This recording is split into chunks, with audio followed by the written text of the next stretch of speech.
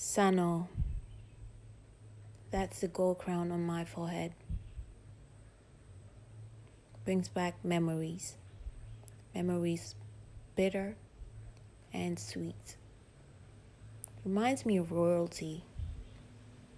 Royalty of my ancestors living as kings and queens, being the indigenous Mandinka people of the great Mali Empire that flourished in West Africa from the 13th through the 16th centuries.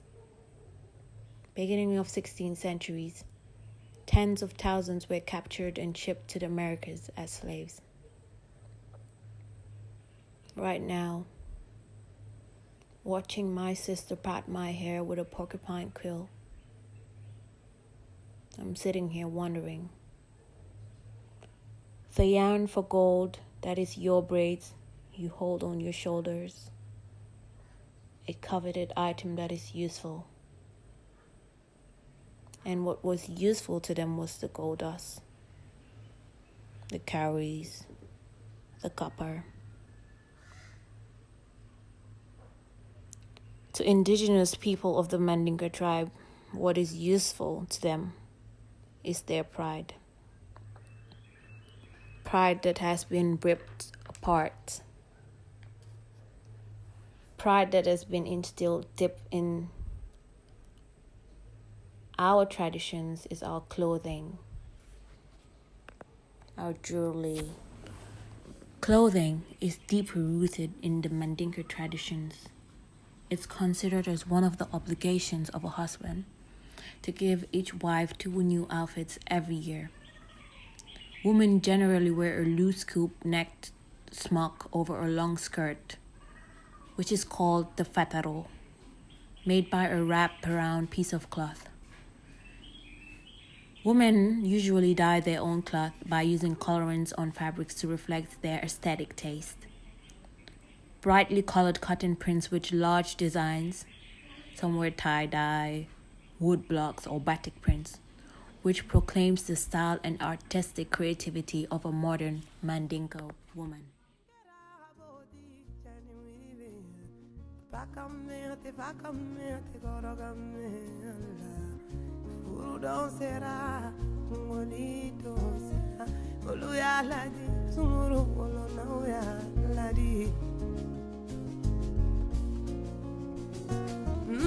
Luya ladi sumuru olofahuya ladi luya ladi sumuru sinyuya ladi la nitara mana taja ladi la mana buran sara omine ibulu onai mana buran sara yego mine ibulu ofaye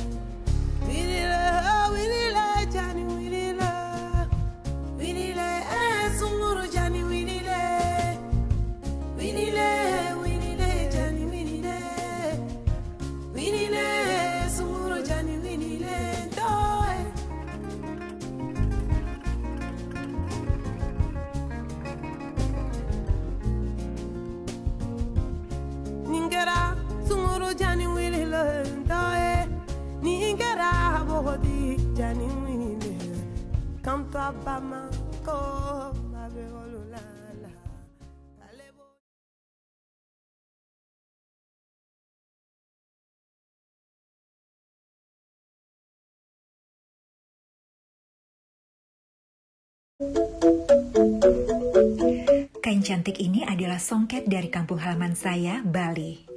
Hadiah dari ibu saya yang saya pakai di hari pernikahan saya. Songket dikenakan saat momen istimewa dalam kehidupan masyarakat Hindu Bali di Indonesia, negara kepulauan di Asia Tenggara dengan lebih dari 17.000 pulaunya. Merayakan Hari Masyarakat Adat adalah momen spesial bagi saya. Jadi saya kenakan songket dengan atasan kebaya. Dan ini adalah kain Prada dengan corak khas warna emasnya yang banyak digunakan dalam kostum tari Bali. Saya suka menari Bali. Dulu setiap ada kesempatan keluar negeri, saya selalu membawa satu kostum tari, siap untuk memperkenalkan budaya saya ke dunia luar. Sekarang ketika saya sudah memiliki seorang anak, saya masih menari jika ada waktu. Sehingga walaupun dia tidak dibesarkan di Bali, kami tinggal di Amerika, putri saya bisa merasakan akar tempat dia berasal. Saya ajarkan dia tari Bali, dan ini adalah debut kami di acara International Night sekolahnya. Buat saya, memperkenalkan putri saya ke budaya tradisi ibunya adalah penting. Walaupun dia adalah bagian dari masyarakat global, dia akan selalu menghargai dan bangga akan adat dan budaya asalnya. Dan berdiri dalam solidaritas dengan masyarakat adat adalah penting. Jutaan masyarakat adat di seluruh dunia masih berjuang untuk memperoleh keadilan, mendapatkan kembali hak budaya, ekonomi, sosial, dan politik mereka. Mari ikut memperjuangkan keadilan untuk mereka, sehingga kehidupan mereka menjadi lebih baik, sebaik dan seindah kain-kain tradisional yang telah diwariskan kepada kita.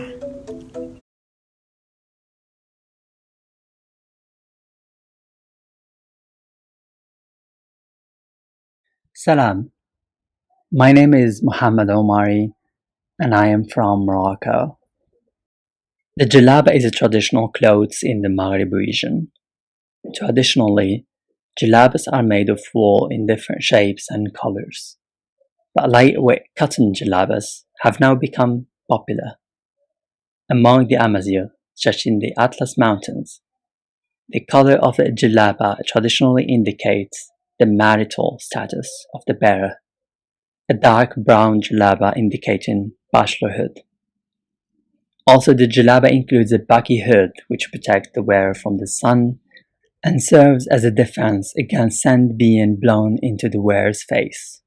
In colder times, as in the mountains of Morocco, it also serves the same function as a winter hat, preventing heat loss through the head and protecting the face from snow and rain. It is common for the hood to be used as a pocket during times of warm weather. It can fit loaves of bread or bags of groceries. Indigenous Peoples Day honors the past, present, and future of native peoples throughout the world. The holiday recognizes the legacy and impact of native communities, and it also celebrates the cultures, contributions, and resilience of native people.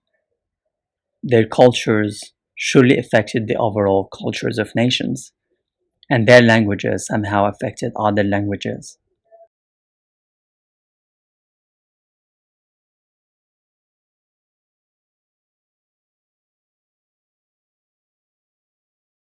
Tanze Taweo, Kitsune Nea Nehio. Hi, my name is Kitsune. I am from the Plains Cree tribe, and today I wanted to show you guys a work in progress of a garment that I'm making for myself that is important to Indigenous communities, and I wanted to start off by showcasing this pretty beadwork. This wasn't made by me, this was made by Lynx Beadwork, but I wanted to take a moment to talk about that. So when you hear Indigenous people talking about how beadwork is medicine, beading is medicine, it's because it takes a lot of patience and resiliency to get a final product. We usually use hides as well, or like natural from animal sort of products, and make our little wares. And then here we have my ribbon skirt. So here is the skirt and the ribbons that I'm going to be using. I think it's very, very pretty. I'm going to be taking apart this skirt that I thrifted and using that as the base for this. So there is a lot of cultural significance with this garment and its histories, which I actually personally don't know the entire scope of what this is, other than you would wear it in ceremony, and people are wearing them to protests, and also in government as well there are people wearing these items on the floor. Something else that I wanted to mention is a lot of like the beating and our cultural practices were taken from us because of residential school, and just the fact that we are alive today here in the flesh is, you know, it's pretty freaking fantastic. Anyway, I don't want to ramble because I want to make this like under 2 minutes. But yeah, I'm so excited to make it. Follow me on Instagram if you want to see any updates about the stuff that I'm making here. Thank you. Bye.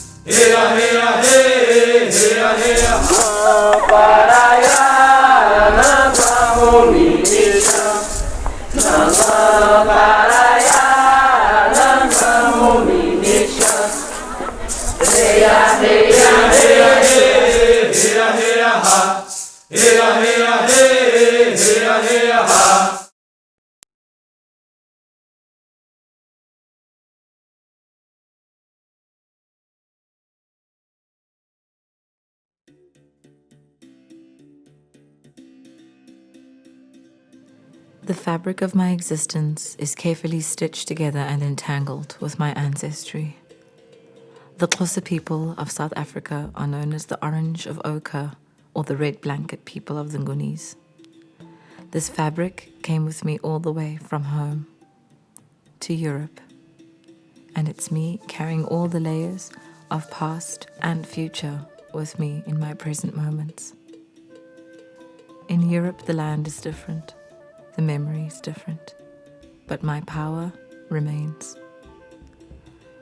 I've chosen umbhaco kamakhulu wam. She gave it to me when she realized who I was becoming. It belonged to her older sister, who was a herbalist, a nurse, and a medium. I only met her once, but whenever I hear stories about her rebellious, playful strength, I resonate deeply. She was a mafungwasha like me, the firstborn girl. And that's meaningful. When I put this on, I feel grounded, I feel regal, I feel strong, I feel held.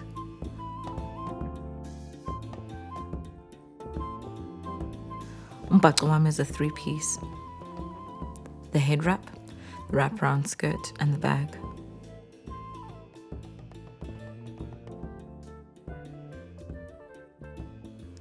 The most divine suit.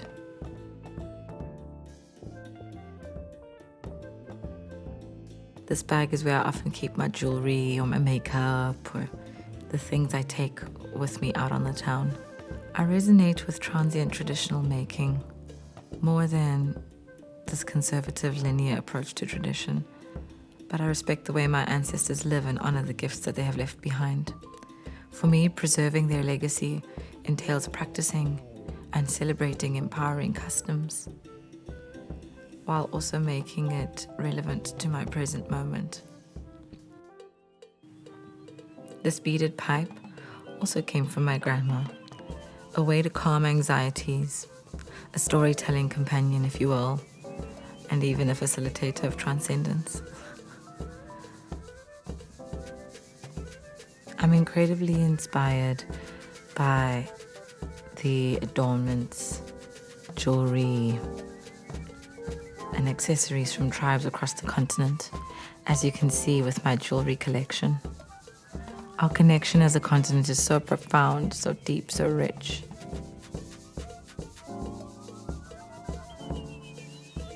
You know, these cowrie shells are found all over the continent and act as crazy energetic currency from the ocean. Imagine. Yeah, they're also used as divination reading guidance and are filled with elemental supportive energy.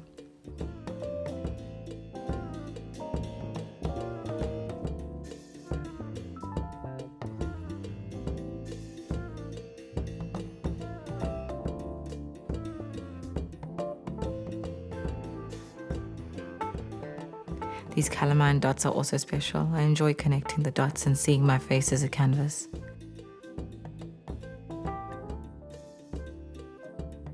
My people are rooted in creativity, in taking what the world gives us and transforming it into something that holds us, something that keeps the spirit and mind intact.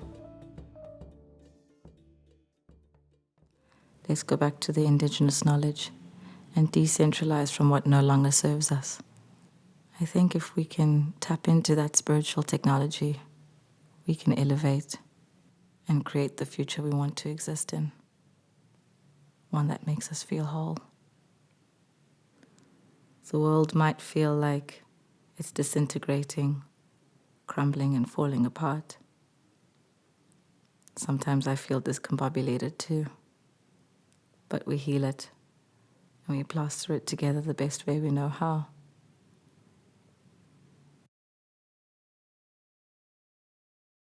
Gugulethu Duma.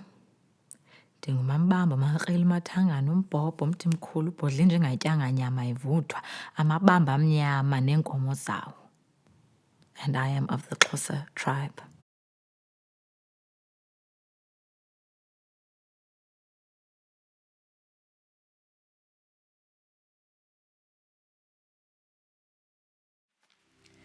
To talk about the Herero dress, one must also reference the story of German colonialism in Namibia, the story of colonial war, the story of 1904 to 1908, and the continued struggles of liberation, the stories between museum catalogs and archives, and the stories that make up Namibian history.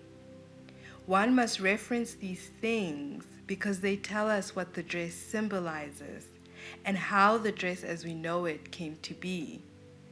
As German colonialism advanced in Namibia and concentration camps were built and extermination orders were read, those who survived shed their old pre-colonial identities and took on new prescribed ones.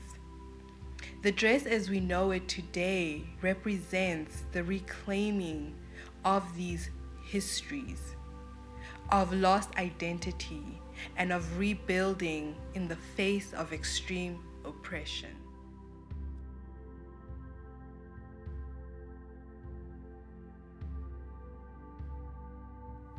The dress is a rewriting of the stories of Herero women forced to take on new identities.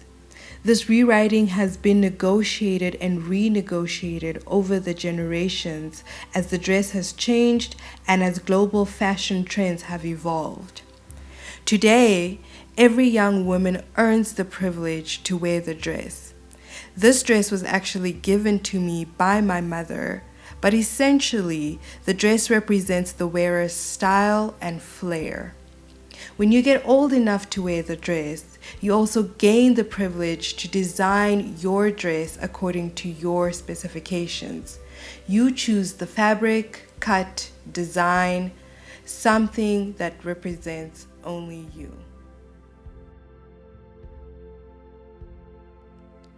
Underneath the dress, we wear layers of petticoats to create a full figure silhouette. This brings us back to the history of the dress and its ties to colonial history and influences from Victorian fashion trends. Getting dressed is a process in itself and requires a hand or two. Usually this is in the company of family members at occasions like funerals or weddings. And that full figure silhouette is not complete without a cinched in waist.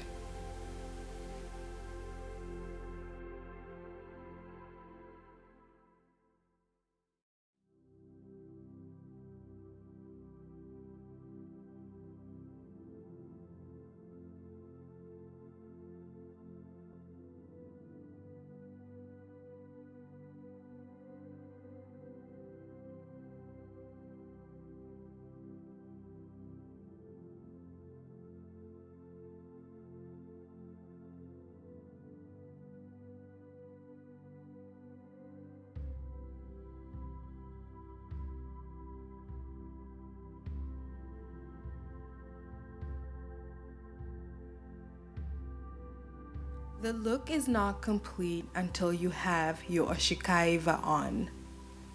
The oshikaiva represents a connection to Herero tradition. Symbolizing cattle horns, it is the epitome of Herero identity and culture. Always make sure it sits firmly above your brow and never wear it in black. Adornments are the last pieces to be added.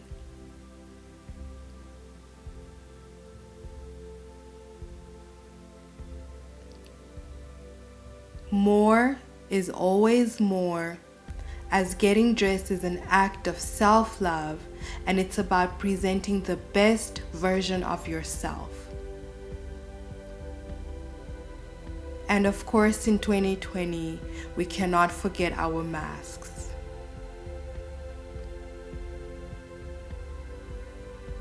I think for me, this dress represents an archive of encounters and exchanges. And wearing this dress proudly is an act of resilience and resistance.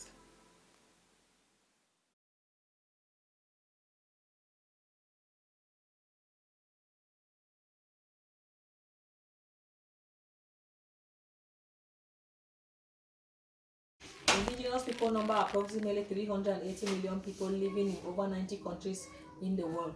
Indigenous people suffer from challenges such as discrimination, marginalization, social exclusion, lack of land rights, and lack of control over their natural resources. Wherever they are found, they suffer from similar problems. That is why indigenous solidarity is very important, because many of these problems can find similar solutions.